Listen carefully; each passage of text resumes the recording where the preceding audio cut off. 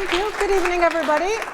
We've only got, I've been given 20 minutes, so obviously it'll be quite condensed elements. And also because I'm going to be focusing on moral and ethical dilemmas, I won't be able to give you the solution. But hopefully, at least if you go home with a tickled brain, then hopefully I'll have achieved something, because that's my intention.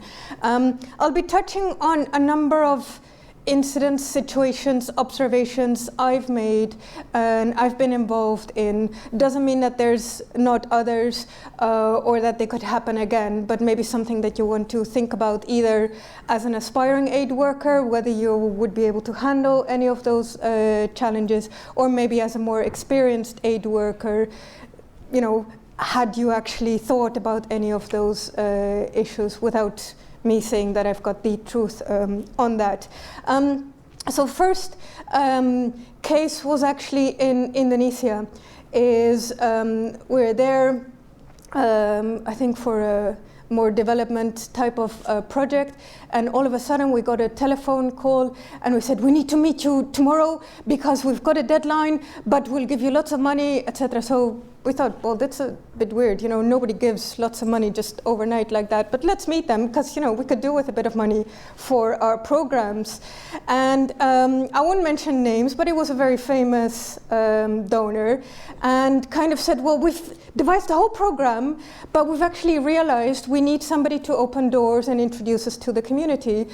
So we thought you'd be brilliant, because I was working for a faith-based organization at the time, and you know, we'll pay you nicely and we'll do all the rest, but you know, you can get some money. It's like, this sounds really weird. And again, it was like the hard sales pitch, like with, you know, sign up now and you'll get a discount type of thing. So fortunately we said no.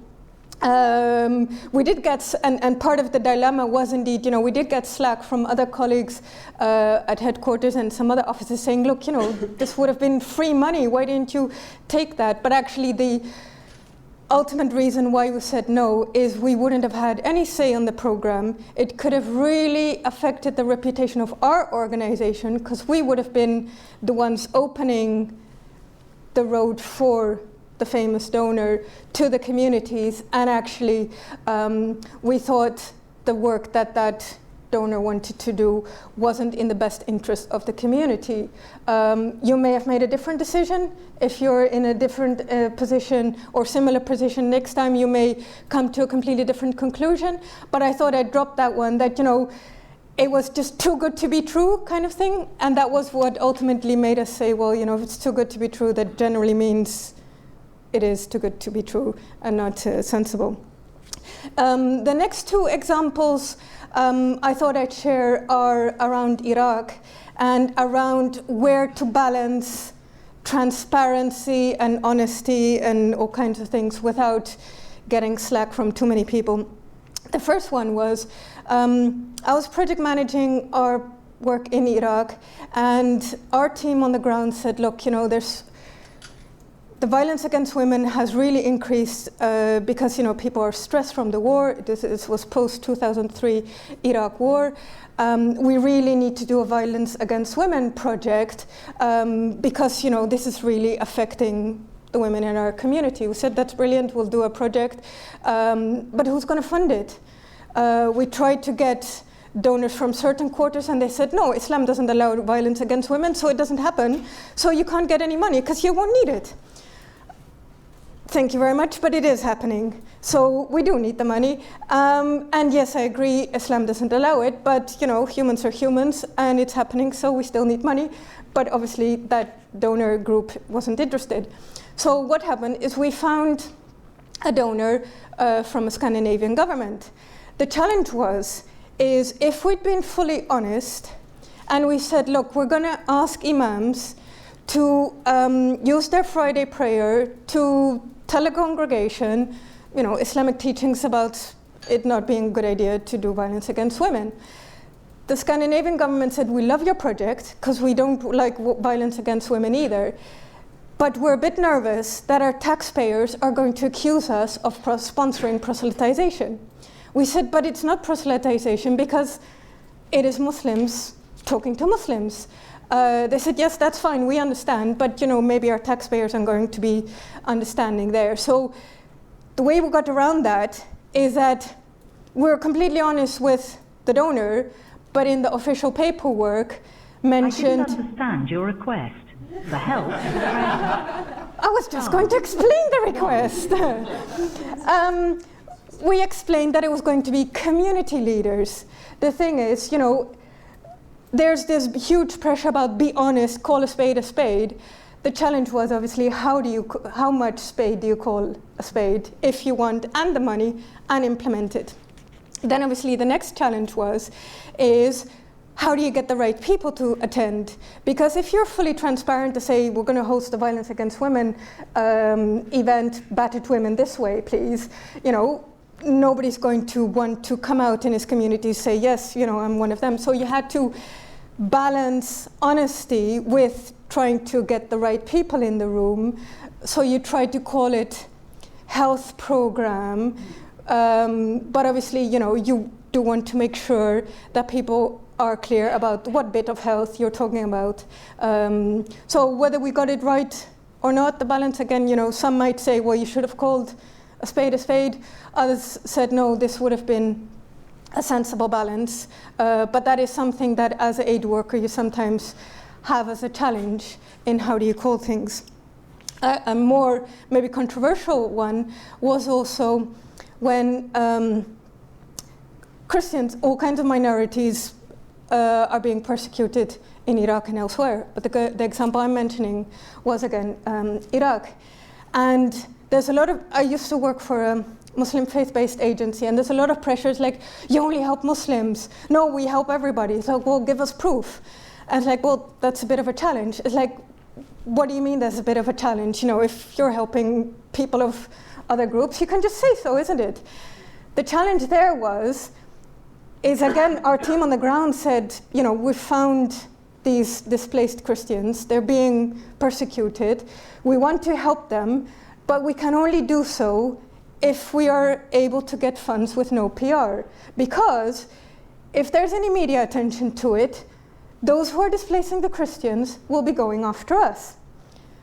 Obviously, that makes a lot of sense. But then obviously the challenge was, how do you get the money? Because you want money for a project that you can't talk about. So in the end, we got money from CAFOD, who were doing advocacy, but didn't have a team on the ground, and were wanting to help through a trusted party. So we got their money, and they were able to speak out based on information that they could trust was from us, and we got money through Italy. But again, the key challenge is that, especially from like media parts, they said, give us proof that you're also helping non-Muslims, and we said, we are, but we can't tell you. And you know, does that actually raise more suspicion or not? Because if we would have said, okay, well, in the safety of the UK, let us tell you, you know, it would have cost the team in the ground their lives. And it's all nice. Here in the UK, you can have interfaith forum and have tea together and everything, and it's brilliant, I like it. The thing is, if you're helping people in humanitarian settings, you need to realize why you're helping them, because they're not in a very safe position. So you either talk about it or you shut up and do it. Which choice do you make? You know, if you speak out, you can only do it once. So sometimes you find a partner where indeed one does the talking and one does the doing, but like which is better? I don't know. Did we make the right choice? I don't know. Each organization will have to do it for itself. Next example I mentioned is Myanmar, but I mention it because it's an example I've been involved in, but actually you can also quite easily think of similar examples, especially protracted so-called complex emergencies, call it man-made mess, where actually as humanitarians we might want to be aware is that obviously there's a clear humanitarian need with, again, particularly some of the ethnic minorities and religious minorities. Obviously, as a humanitarian, you want to help them. The challenge is, are we then not individually, collectively, by mitigating some of the worst excesses, are we not actually contributing to keeping the status quo going? Because if the real excesses aren't helped by humanitarians and become clear, maybe it'll get more attention. If we see, like famine, it needs the bellies on the telly before people respond. Maybe we need equivalents with some other challenges, but by helping some of those situations, are we not actually enabling it? And I'm specifically thinking about, rebuilding shelters in camps. It is not shelters that the people we're helping have chosen. It is concentration camps. It is government allocated camps. People aren't free to come and go as they wish. So you're not helping people who have decided to move somewhere affected by natural disaster, and then you're trying to get them back on their feet. It is people who are away from their normal situation, then affected by a cyclone Nargis or something else, and then you're helping to rebuild those shelters. Should we not help them? I mean, that's also very difficult, because you can't say, well, sorry, whatever, whoever, we're thinking about the bigger picture. Would you like to be told that? It's like, I know your tent is, your shelter is gone. I know you've been affected by that. But think about your future generations in the big picture. That's not really humanitarian either. You see people who've lost their shelter and you want to help them. So I'm sure there's no single right answer. And indeed, humanitarians have made different choices. Some agencies have consciously said, we don't want to contribute to that. We're not working in this region. Others have said, let others do the talking. We will do the working with the people who are affected today. Is that a right balance? Should more people do more talking, more people do more acting? I don't know. And that may sound a bit stupid, maybe I am. But again, it's something that I find really hard to work with, because it's hard to say I'm not going to do anything because I'll just be continuing the situation. I'll be helping perpetuate the status quo. On the other hand, it's very difficult to say, because I don't want to continue perpetuating the status quo, I'm just going to let this generation, go down. So what do you do by that? Next example is, I've seen that in Iran, but it happens in particularly natural disasters in quite a few places, is where as humanitarians do we set up our office. Initially often in tents and things like that, but fairly quickly we move into infrastructure. What infrastructure has survived the flood, the earthquake, the whatever? The ones from the richer people. So we end up renting office space from those who weren't as affected by the disaster. You can say that's fine, it's just a means to an end, as long as we help the poorest as well. The challenge though, if you look at it, might not the rich be gaining more than the poor? And some might say, well, as long as the poor are helped, I don't care how much the rich benefited. Others might say, well, but if you help the rich more than the poor, the end sum is that the inequality has increased as opposed to decreased. So, from you coming in and doing a good job in helping the poorest, in going home, you've actually made things worse.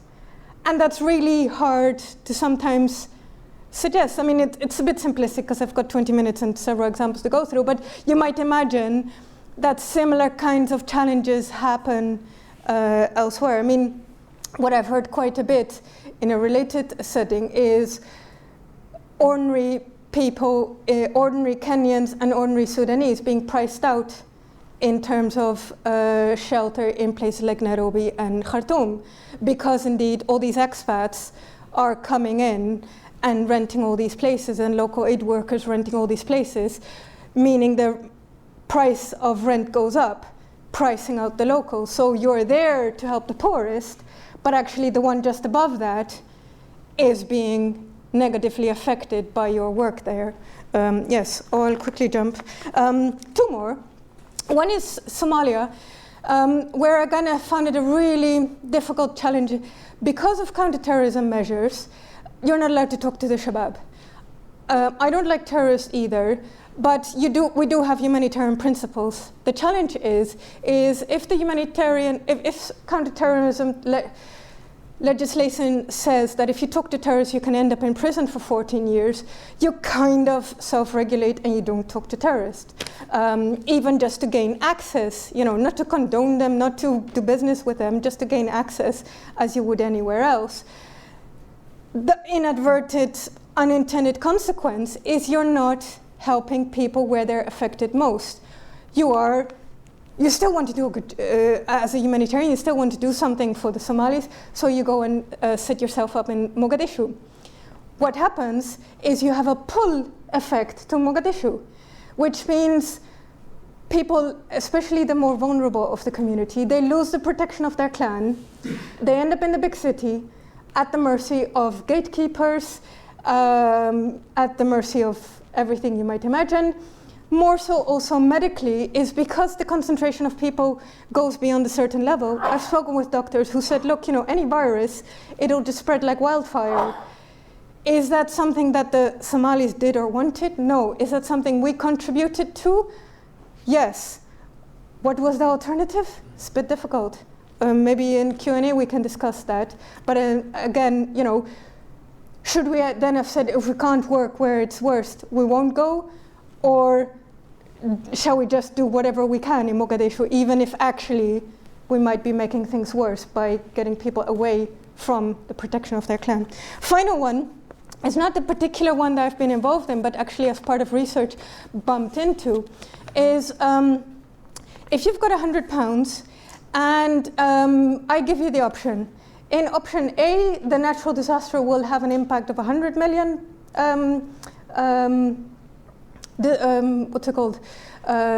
impact.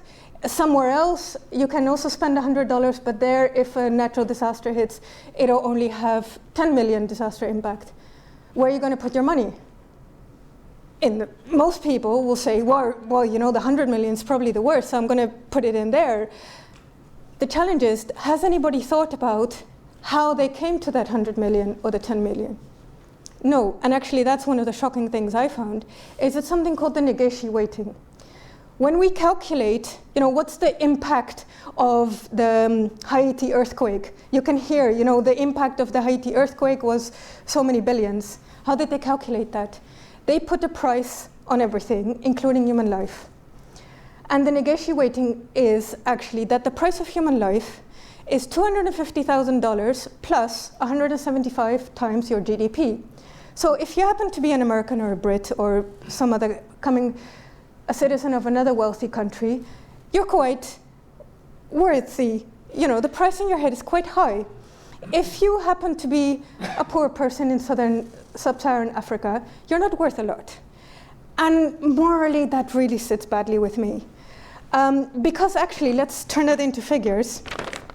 With the discount and actuaries doing all their calculations in insurance, is if you're a sub-Saharan African and you die at the age of 25, the price on your head is just over $27,500. If you're an American and you're 25 and you get hit by a natural disaster, you're almost $2 million worth. So imagine if quite a few people have died that quickly. For help, press. I was about to come to that again. This lady is too enthusiastic. Is indeed, when we as aid workers allocate our monies, we're like, where are we going to respond to? If we say we're going to go for the 100 million, is that because it was all rich people who are at risk?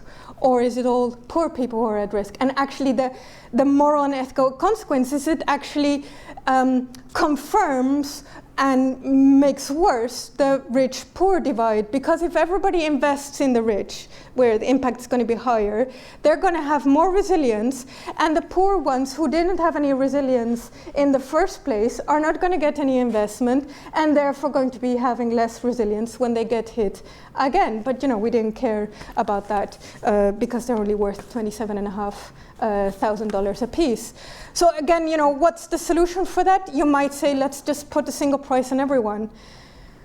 Does that solve the question? Unlikely, because what price do you pick?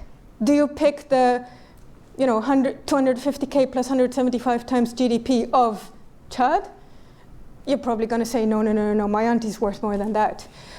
The challenge is, if you say, well, let's then just pick the British, for example, 250K plus 175 British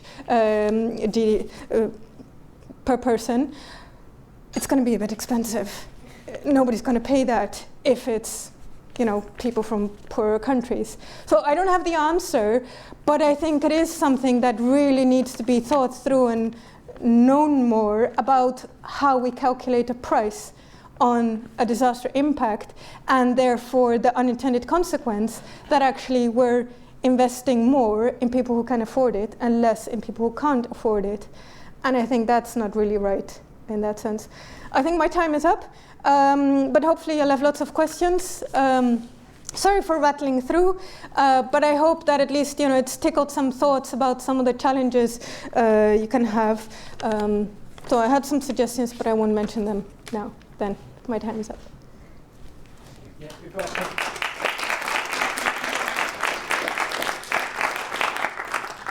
like to open the floor up for questions now regarding anything that Rianne's mentioned. We've got some mics available for you to speak into. Does anyone have a question? I was just wondering where the equation is from. Sure. 250,000 plus 175 times GDP. Well, yeah, per person thing. It's called the Negeshi weighting, and it's actually come from American private insurance. And obviously, if you're an insurance company only operating in one country, then it's fine to take one equation and use that for everyone, because everybody will have the same. Your request. For help, press star. You have that. The challenge obviously comes is it sounds so neutral. It doesn't sound like a moral and ethical judgment. You just stick a mathematical formula in that. The challenge is indeed, if you export it beyond what it was intended for, then obviously, especially the two examples I gave, the huge disparity between sub-Saharan African and American become obscene in there. But yeah, it came from originally American private insurance, and it's been adopted by the UN, but often you only find it in a footnote, which is why I think we actually need to get it out of the footnote and discuss it more openly. If we think it's fine, then fine. But I think we need to give it more conscious consideration, because I personally don't think it's fine that there is this huge disparity. So, yeah, does that help? Yeah,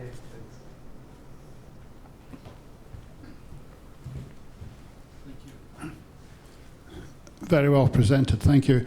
The transparency point about how to use the money, I was in a situation in Afghanistan in the earthquake last century, and there was a question of the money that was donated to that agency and how it was spent. And they said if we didn't spend all this money for development, then they would get it cut for next year. So they requested me to get equipment and put it through for the emergency problem that was there. And I really didn't care to have to go about lying about things. So when I came back and said I hadn't done any of the false requests, I was told I would never work for them again. So where do we stand on that, I wonder? Thank you. I mean, that is a challenge. I mean, from the same country, again, we were rehabilitating schools, and several schools said, coalition forces have come to us and wanted to repair our school, but we didn't want them. We wanted you to do it, because although you spent less per school, you actually treat us like human beings, and we get to decide that the walls should be pink, whilst there were accusations that some other private contractors would come by, paint the facade, take a picture and run away, and bill lots of money for that. So I think transparency in principle is a good thing, because obviously lots of things happen in the darkness. The challenge is, do you want to have everything transparent for the sake of it? And how do you address that balance? Because if you say, well, this is where we draw the line, then also people who don't like transparency will know how far they can and can't go. And how to then go about that, like who is genuinely having an excuse. Because again, with the example about helping people of other faiths and minorities, if we said, yes, we do help people of other faiths, but we can't tell you, that actually makes you sound more suspicious than just not saying anything and getting the accusation that, oh, you aren't helping any other people, because if you were, you could have just told us so. So it's very difficult, and that is why I think it's a moral and ethical dilemma, because it isn't a straightforward thing saying this is we should be transparent about, and this is where we needn't be transparent about. It's very much, well, it depends on that, and that is maybe where I can squeeze in some of the suggestions, because I understand some are thinking of a career. It's like, if you don't feel comfortable with some of these dilemmas, is one, you obviously then want to think about where you want to go to. If you don't fancy certain dilemmas, don't go to complex emergencies, complex just being a fancy word for a man-made mess. In my view, just go to the straightforward natural disaster, go in, help the existing people and go back home. Fair enough, it's your choice, because you don't want to put yourself out of your comfort zone if you don't want to. The other suggestion is also, pick your organization.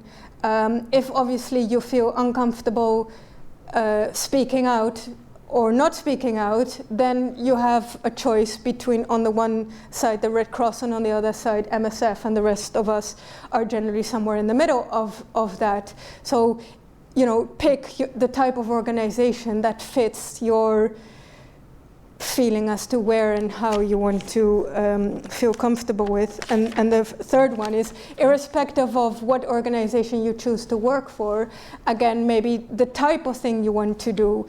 Some people will feel most comfortable to just, put up their sleeves and do something on the ground.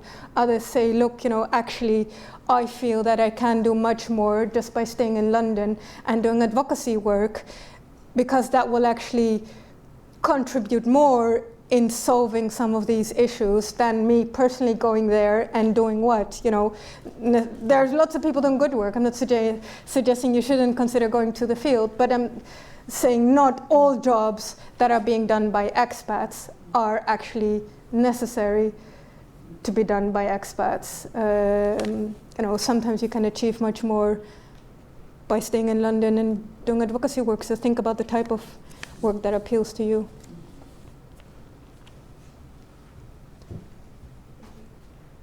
This is just a question about resilience and disaster relief. So in a disaster, obviously get on the ground, try and unblock roads, get aid through, do everything you can at that moment. But then for the next disaster, they've not got the infrastructure yet, so does it keep happening?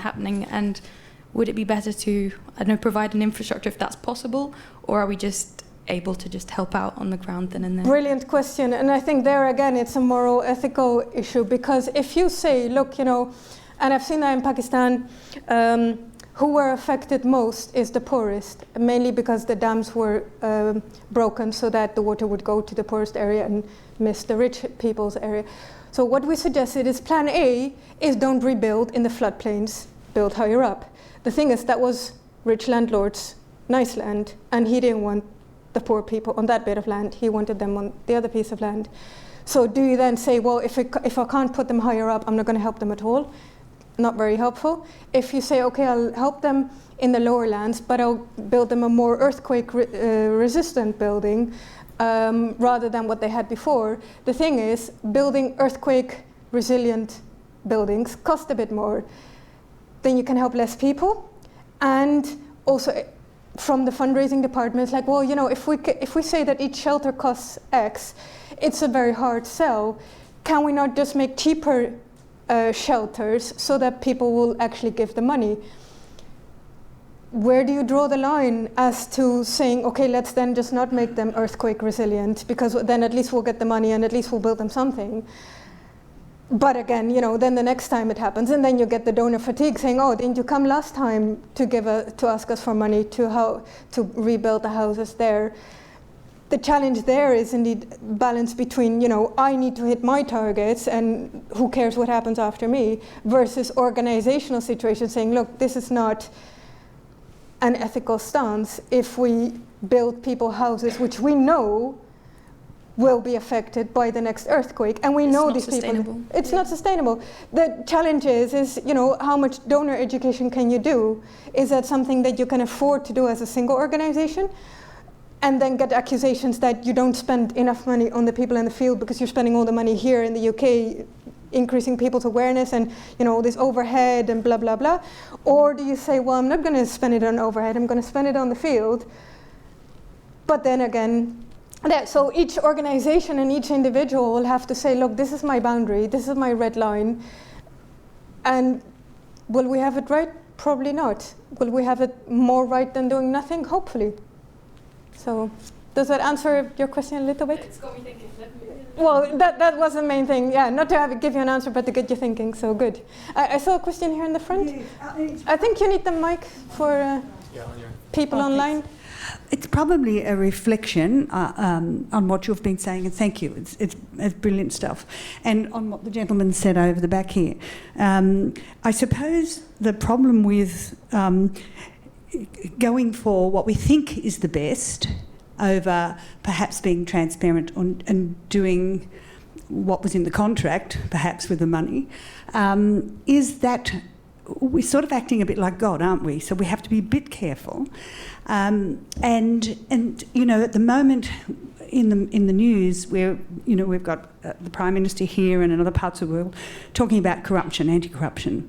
And I suppose the aid work has the aid world has expanded so quickly in the last 30 years that, in a way, there are not a lot of boundaries. There's not a lot of regulation. You've got, you know, freelance people just buying a truck and going out there and doing their thing, and that's why you get so much abuse of vulnerable people. We don't have any regulation. We don't have, you know, police checks on everybody. So, you know, at some point, I suppose we have to try as much as we can to work towards transparency and keeping to these, you know, doing the right thing.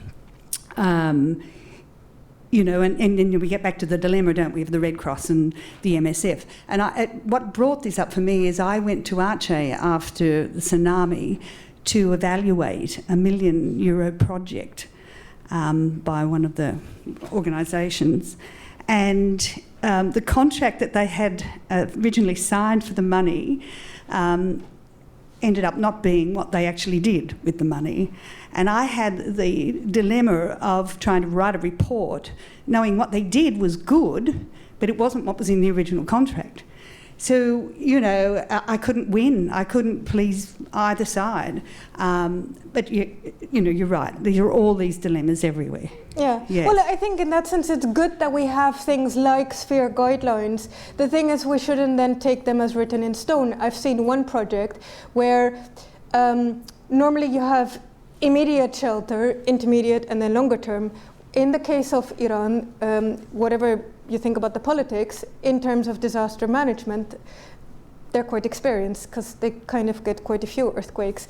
So what they've done is they went very quickly to transitional housing, and therefore each family that we did this project for had an outside toilet next to the rest of the shelter, and the donor came by and had this Sphere book and said, oh, there's not enough space, you know, it says 250 meters, you know, it's gonna otherwise. That was meant if you live in tents, because obviously you don't want to have open defecation next to tents. It's like, you know, where's your ensuite at home? You know, that's even closer than what is here in Iran in the field. So in that sense, you know, yes, it's good to have rules and regulations, but don't switch off your brain and have that in that sense. Again, you know, what is right and what is wrong, that is the challenge. You mentioned as well about people going out with good intentions. I've seen that as well, and that was really quite infuriating, let's be honest. Example is we had been speaking with a particular village, and we said, look, you know, we don't have money to do everything for you, but if we work together, we can come up with, you know, a certain program and help you with some of your needs. I said, that's fine. So we came the next day to finish our discussions, and we were welcomed by AK-47s. And we said, look, you know, we don't really talk with guns, etc. And they said, no, but yesterday's other guy came by, and he didn't want to do any talking. He just opened the suitcase of cash, handed out the cash, and went home. That is what we want. Can't you just also give us your suitcase with money, go home, and leave us to it? We said, actually, thank you very much, but that's not really the way we work. We want to help you with your capacity building, etc. What happened there is it was a diaspora group in the UK who went back to, you know, their cousins back home with money from the cousins in the diaspora here. And they went to the village and they said, have you been affected by the earthquake? Oh, okay, yeah, here's some cash. Do you know anybody else who's affected? Yeah, my neighbor. Oh, okay, here's some cash. And that person then went home and said, 0 deduction for admin. You know, I paid my ticket from my pocket, you know, went home to see cousin as well and had a nice time, etc. And I've looked the beneficiary in the eye and gave him the money directly. Trust me, all the money ended up where it should have ended up. Whilst obviously an organization like us, you know, they had to pay staff for us to negotiate everything, etc. So if you're mom and pop donor and you get these two stories saying one is telling you, I've seen the person who benefited from stuff, he's got the money physically in his cash and I didn't deduct anything, and somebody else says, look, you know, I've done evaluation and I've done assessment and I've written a report, you know, it's very difficult to then say actually the second one was better. So how do you then draw that balance? Because you don't want to say, well, you know, the uncle was a bit not very professional, because that can actually be the brother of the person you're trying to get the money off. So you have to be really sensitive in that. Where do you draw the line? Somewhere in the middle. So, but I appreciate, yeah, your point.